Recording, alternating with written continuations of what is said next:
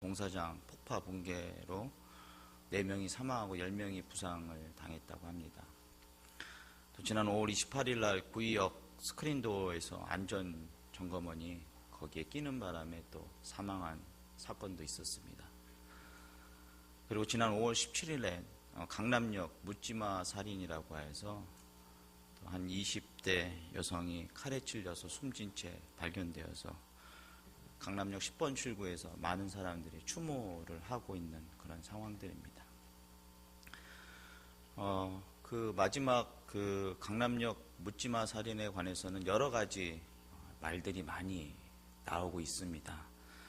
여성을 대상으로 한 범죄가 아니냐라고 해서 여성들을 보호해야 한다라는 이런 이야기들도 있고, 또 그거는 경찰에서는 그냥 불특정 다수 사회적 약자를 대상으로 한 묻지마 범죄라고 결론을 짓고 그렇게 넘어갔습니다.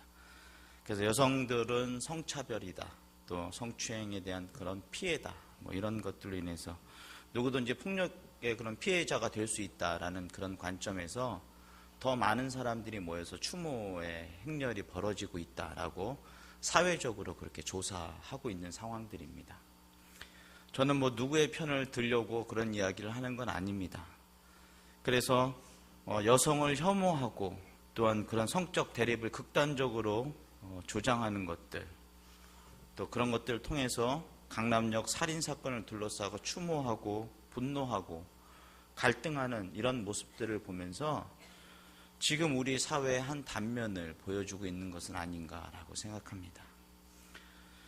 근데 더욱더 제가 그 설교를 준비하면서 그 기사들을 찾아보고 그 범죄자와의 인터뷰를 보면서 참 제 가슴이 조금 안타까웠던 것들, 좀 찹찹했던 것들은, 그렇게 우리를 충격에 빠뜨렸던 사건을 저지른 사람에게 지금 심정이 어떻습니까? 라고 물어봤더니 심정은 그냥 담담합니다 라고 이렇게 대답하는 그런 인터뷰를 보면서 참 여러 가지 생각을 하게 만들었습니다. 많은 여성분들이 추모하고 있습니다. 추모하는 그들의 말을 들어보면 내가 범죄의 대상이 될 수도 있다, 또 거기에 그렇게 돼서 감정이입이 더 많이 되어서 그 어느 때보다도 더 많은 추모의 행렬들이 이어지고 있다라고 이야기합니다.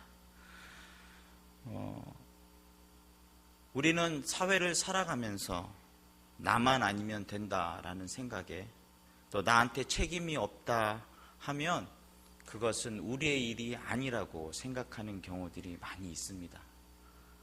그런데 저도 딸을 키우는 아빠의 심정으로 만약 그런 일이 벌어진다면 그것들에 대해서 어떻게 대처를 해야 할 것인가에 대해서 많이 생각해보는 그런 시간들이었습니다. 나한테 책임이 없다 하더라도 우리 사회를 같이 살아가고 있기에 우리는 이런 문제들을 같이 해결해야 합니다.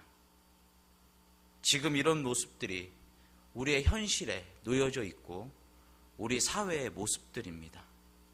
그러면 우리가 이런 사회적인 현상들, 사회적으로 벌어지는 여러 가지 일들에 대해서 그냥 모른 척하고 있어야 하는 것인가?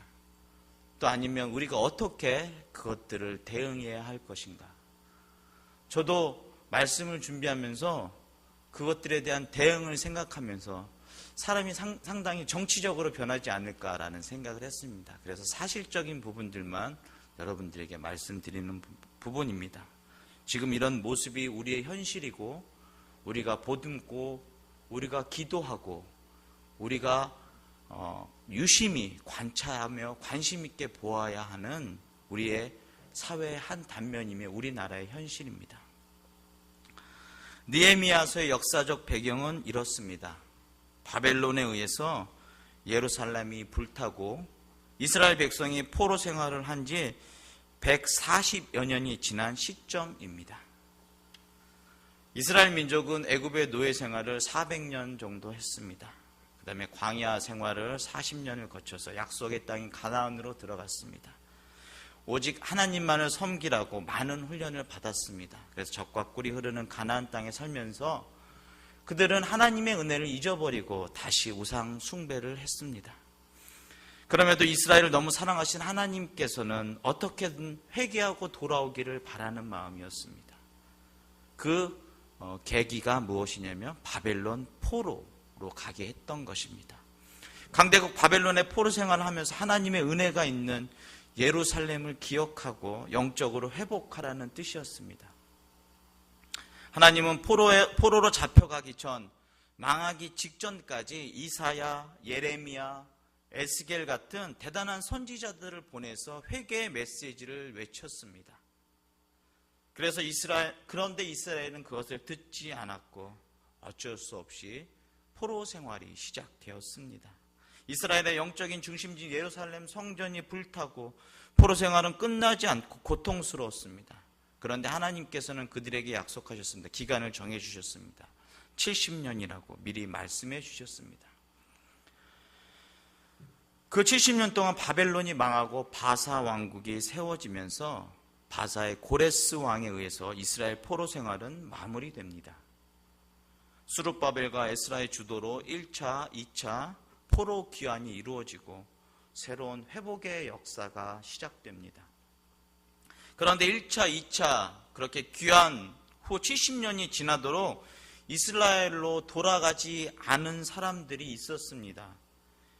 그 중심에 있던 사람들이 느헤미야, 그중 한 사람이었고 또 여러분들이 잘 아는 에스더에 나오는 에스더와 모르드게가 그런 남아있는 사람들이었습니다.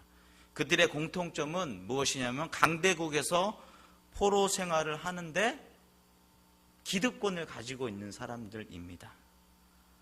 느헤미야는 왕의 술을 맡은 관원이었고 모르드게는 대궐 문을 지키는 관리로서 조카 에스더를 왕비로 만든 사람입니다. 포로의 신분이었지만 그 땅에서 잘 먹고 잘 사는 사람들이었습니다. 그러니까 멸망하고 황폐한 고향으로 돌아가기가 쉽지 않았습니다. 육적인 환경이 무너지기 전에는 영적으로 회복되기 어렵습니다. 그러나 하나님은 바벨론에 남아있는 그들에게 비전을 갖고 계셨습니다. 모르드게와 에스더를 사용하셔서 이스라엘 민족을 위기에서 구해주셨고 왕궁에 있던 느헤미야에게는 황폐한 예루살렘의 소식을 들리게 하셔서 기도하게 하셨습니다. 그리하여 느헤미야의 기도를 통해서 이스라엘 백성의 3차 포로 귀환이 이루어졌습니다. 느헤미야는 참으로 능력의 기도자입니다. 느헤미야서를 쭉 읽다 보면 그렇습니다. 1차, 2차 포로로 귀환으로 해서 돌아간 사람이 140년이 지나도록 예루살렘 성벽을 복구하지 못했는데 140년 동안 무너져 있던 성벽을 느헤미야의 주도 아래 52일 만에 그 성벽이 다시 지어졌습니다. 저희가 지금 6월달 새벽 예배, 새벽 기도에 느헤미야서를 가지고 말씀을 함께 나누고 있습니다. 제가 느헤미야서를 읽으면서 늘 그런 생각을 했습니다. 호국 보온의 달을 맞이하여서 일부러 느헤미야서를 6월달로 정한 것은 아닌가라는 그런 생각을 하게 되었습니다. 오늘 느헤미야서 1장의 내용들, 느헤미야서의 내용들을 통하여서 우리는 우리나라 현실을, 이런 상황들을 직시해야 합니다. 그리고 무엇보다도 관심이 있어야 합니다. 그게 첫 번째 이야기입니다. 느헤미야는 바사에서 아닥사스다 왕의 술관원으로 일하고 있습니다. 그는 왕의 겨울을 보내는 수상궁에서 일하다가 하나님을 통해서 예루살렘 소식을 들었습니다. 예루살렘 성은 허물어졌고 성문은 불탔으며 백성들은 이방들에게 능욕을 당하고 어려움을 당하고 있다는 소식을 들었습니다. 느헤미야는 이 소식을 아닥사스다 왕 제20년에 들었는데 그때 상황이 보면 BC 445년경입니다. 첫 번째 포로 귀환 이후에 한 13년 정도 흐른 시간입니다. 역사적으로 포로 귀환이 이루어졌지만 아직도 예루살렘은 비참한 상태에 놓여 있다라는 이야기입니다. 아까 말씀드린 것처럼 바벨론의 4대 도시 중에 하나인 수산, 바사왕이 세워준 그런 수도가 되었습니다. 그러니까 느헤미야는 아주 서울에서, 지금으로 따지면 서울에서 살고 있으며 서울의 청와대에서 고위 관직으로 일하고 있는 사람입니다. 그 사람이 고향에 대해서 생각하는 것은 쉽지 않은 것입니다. 왜냐하면 그의 환경은 편한 환경이었고 무엇보다도 그는 자기의 삶에 만족하면서 살아가고 있는 그런 삶이었을 것입니다. 하지만 그는 늘 유다 사람들과 예루살렘의 형편을 관심을 갖고 귀를 기울였습니다. 그 소식을 들었습니다. 그리고 그는 관심을 갖고 있었습니다. 여기서 관심이라는 이야기를 계속하는 이야기는 무엇이냐면, 여러분들 관심을 가지고 있으면 어떻게 되죠? 행동하게 됩니다. 사랑하는 성도 여러분, 우리는 우리나라 현실을 우리가 늘 직시하고 바르게 보아야 합니다. 그리고 그런 상황 속에서 관심을 갖고 관심을 갖고 귀를 기울여 생각해 보아야 합니다. 어느 목사님의 간증입니다. 선교사님 자녀가 한국을 방문했는데 목사님 집에 인사를 하러 왔다고 합니다. 선교사님 부부의 안부를 물으면서 너는 어떻게 지내고 있니? 라고 이야기했더니 그 아들이 이렇게 이야기했답니다. 제가 이번에 대학에 합격했습니다. 라고. 그 대답을 듣는 순간 그 목사님은 선교사님 형편에 등록금은 어떻게 하시려고 하나라는 생각이 먼저 들었다고 합니다. 그래서 궁금해졌다고 합니다. 그래서 이렇게 물어봤답니다. 등록금은 어떻게 준비하였니? 라고 물어봤다고 합니다. 도와줄 마음이 없었다면 아마 이렇게 이야기했을 겁니다. 그래, 공부 열심히 했구나. 대학 합격을 축하한다. 라고 이야기했을 것입니다. 그런데 그 목사님의 간증에는 이렇게 써 있었습니다. 등록금 이야기를 꺼내지 않고 그냥 축하만 해줄 수 없었습니다. 다행히 돕고 싶은 마음을 하나님께서 주셔서 등록금은 어떻게 마련할지 묻고 조금이나마 도울 수 있었다라고 이야기합니다. 사랑하는 성도 여러분, 관심이 그만큼 중요한 겁니다. 내가 거기에 관심이 있다면 그런 말을 하게 되고 그런 행동을 하게 됩니다. 그럼 우리들은 이 지금 벌어지고 있는 이 사회 현상에 대해서 하나님께서 우리에게 허락하신 이 나라에 얼마나 관심을 두고 계십니까? 우리가 살고 있는 우리나라의 현실을 직시하고 무엇보다도 많은 관심을 가져야 합니다. 설교를 하는 저도 설교를 준비하면서 참 부끄러웠습니다. 얼마나 내가 이런 것들에 관심을 갖고 살았는지, 또한 얼마나 바르게 보고 있었는지 다시 한번 생각해보는 시간이었습니다. 어려운 상황에 처해 있는 것에 관심을 가져야 우리는 올바른 말을 할 수 있고 올바른 행동을 할 수 있습니다. 두 번째로, 나라의 회복과 변화를 위해서는 깊이 있게 회개하고 나아가야 한다라는 내용입니다. 느헤미야는 고국의 비보를 전해 듣고 느헤미야는 땅에 주저앉아 울었습니다. 그러나 느헤미야는 신앙의 사람이었습니다.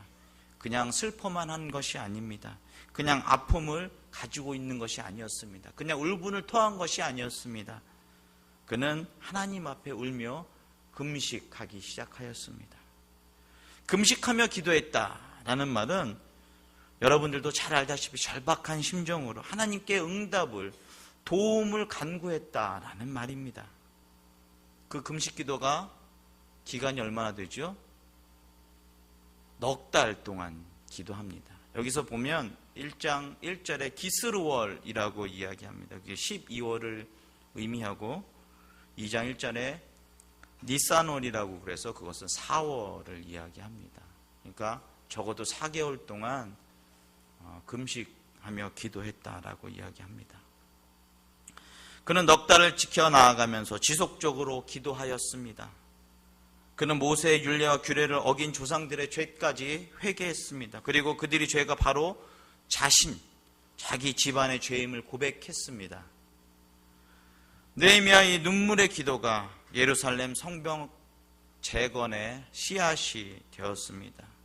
느헤미야가 회개의 기도로 나아갈 수 있는 것은 누군가를 탓하기 이전에 먼저 이스라엘의 상황을 영적인 시각으로 바르게 보았다라는 것입니다. 느헤미야가 볼 때 성이 무너지고 성문이 소화된 것이 근본적으로 스룹바벨이나 에스라의 리더십이 부족해서가 아닙니다. 가나안 이방인들의 적들에게 방해받아서 성벽이 지어지지 않는 것이 아니었습니다. 그것은 이스라엘이 하나님의 언약을 어겼기 때문이라고 7절 말씀에 그렇게 기록하고 있습니다. 7절 말씀을 다 같이 한 목소리로 한번 읽어보도록 하겠습니다. 주를 향하여 크게 악을 행하여 주께서 주의 종 모세에게 명령하신 계명과 율례와 규례를 지키지 아니하였나이다. 하나님을 떠나 범죄하였다라고 이야기합니다. 오늘날 우리들도 이런 영적인 통찰력을 회복해야 합니다. 우리의 시국 상황이 또한 어떠한 건지 정확히 바라보고 나라를 위해서 또한 나라의 부흥과 재건을 위해서 우리가 함께 기도해야 합니다.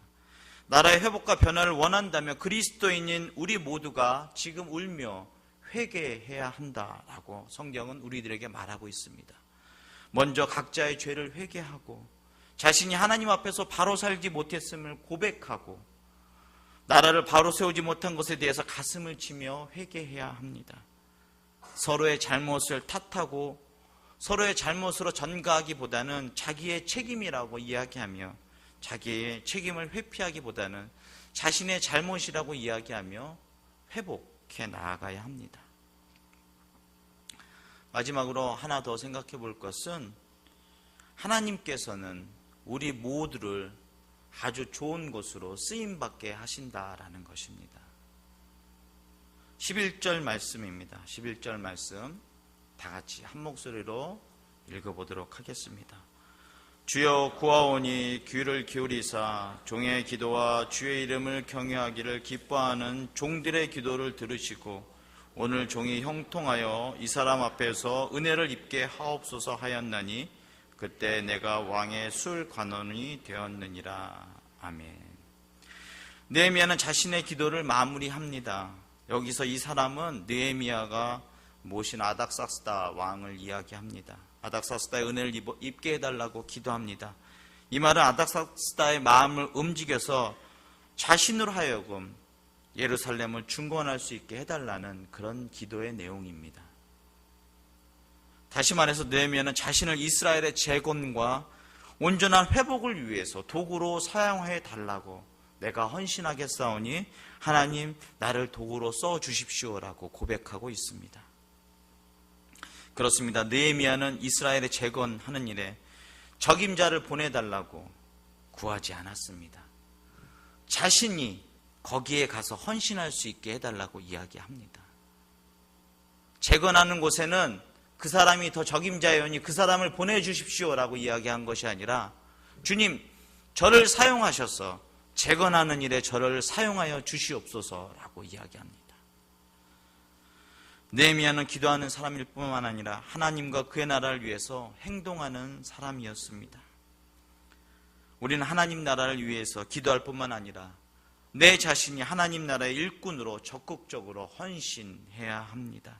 하나님은 이렇게 기도하고 자원하는 사람을 통해서 놀라운 일들을 행하십니다.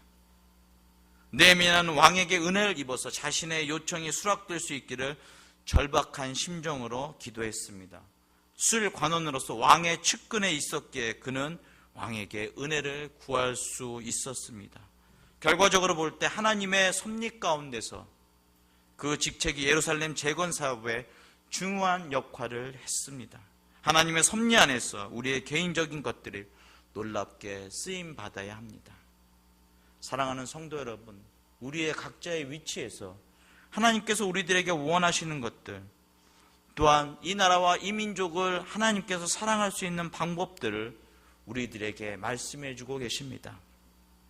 하나님의 섭리 안에서 우리가 가진 작은 것도 큰 기적으로 이루어주는 통로가 될 수 있습니다. 미국에는 메모리얼 데이라는 날이 있습니다. 무슨 날이냐면 우리로 따지면 현충일 같은 날입니다. 매년 5월 마지막 주 월요일입니다. 제가 2013년도에 그 기간에 미국을 갈 일이 있었는데, 거기는 저희 나라 같은 경우에는 모두 다 남자들은 군대에 가야 되기 때문에 그 군대에서 그런 역할을 했던 사람들을 중요하게 생각하지는 않는 것 같습니다. 그런데 미국은 이제 자원에서 입대를 해서 나라와 민족을 위해서 자기의 목숨을 걸고 헌신하는 사람들이라는 생각을 하고 있어서 그 주간에 예배를 드리는데 많은 교인들이 군복을 입고 옵니다. 그래서 그러니까 6.25 참전을 하셨던 분들 일어나시게 합니다. 그럼 그분들 감사하다고 박수 치고 같이 기도해주고, 또 무슨 어디 전쟁 뭐 이런 것처럼 쭉 그렇게 여러 가지 그런 전쟁에 참여했던 사람들을 기념하면서 그들에게 격려하고 기도해주고 그런 행사들을 하는 것을 보았습니다. 그 기간에 또 재미있는 것은 특이한 행사를 하기도 합니다. 매일 열리는 프로야구 경기, 제가 야구를 좋아하니까 또 말씀드리는데, 미국은 메이저리그라고 이야기하죠. 메이저리그를 하는데 메이저리그의 모든 팀의 선수들이 밀리터리 유니폼을 입고 나옵니다. 그러니까 군복처럼 그런 소재 옷을 입고 나옵니다. 등번호를 달고 나옵니다. 그래서 물어봤더니 나라와 민족을 위해서 목숨을 바친 분들을 기념하기 위해서 그렇게 그날 하루 그런 유니폼을 입고 나와서 경기를 한다고 합니다.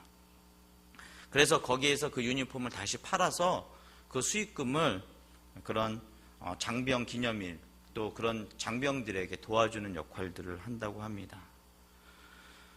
그런데 제가 참 그것을 보면서 제 나름대로 많은 것을 깨닫는 시간이었습니다. 나라와 민족을 위해서 목숨을 바친 분들을 기념하기 위해서 시작되었다는 그런 여러 가지 행사들, 단순히 이벤트가 아니라 그 사람들은 그런 것들을 기억하면서 나라와 민족을 다시 한번 사랑해야 되겠다는 것을 다짐하고 있습니다. 이런 행사가 확대되어서 우리나라에서도 한다고 합니다. 그래서 우리나라에서는 이제 현충일이 6월달이 되니까 6월이 되면 그런 유니폼을 제작하여서 입는 구단들이 생겼습니다. 특별히 우리나라 프로야구 구단 중에 인천을 연고지로 하고 있는 구단은 9월 15일을 기념해서 그 유니폼을 입는다고 합니다.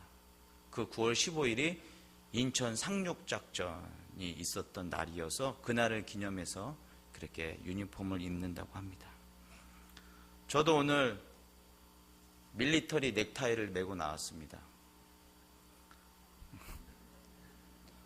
잘 보이시나요?